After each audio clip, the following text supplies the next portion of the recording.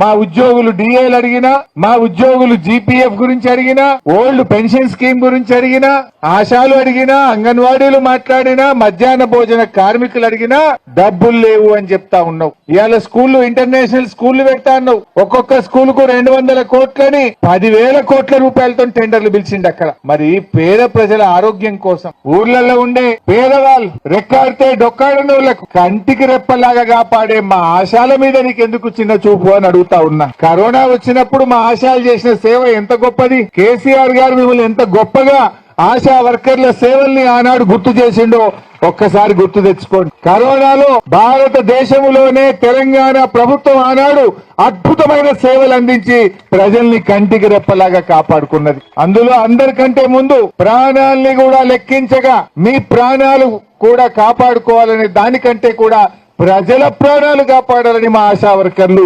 రాత్రింబవళ్లు పనిచేసింది కదా. ఎంత కష్టపడ్డారు ఆ రోజు. మరి అటువంటి ఆశా వర్కర్లకు ఎందుకు ఈ మాట తప్పుతున్నావు అని నేను అడుగుతా ఉన్నా. ఏమడిగింది మీరు? ఆనాడు 2,200 ఉంటే సరే 9,700 9,900 మనం చేసుకున్నాం, కొంత పెంచుకున్నాం. ఆనాడు కేసీఆర్ గారు గవర్నమెంట్ ఉద్యోగులకు పెంచితే దాంతో పాటు మీకు కూడా ఆ రోజు పెంచిండు. మరి రేవంత్ రెడ్డికి ఏమైంది అని నేను అడుగుతా ఉన్నా. రేవంత్ రెడ్డి ఏమన్నావా నువ్వు ఆ రోజు? సంపద పెంచుడు తెలుసు, పంచుడు తెలుసు అన్నావు. ఇప్పుడు పంచుతలేవు, దంచుతున్నావు. సంపద పెంచినావు, నువ్వు నీ కుటుంబ సభ్యులు దంచుకుంటున్నారు. పంచుడు లేదు, అంతా దంచుడే.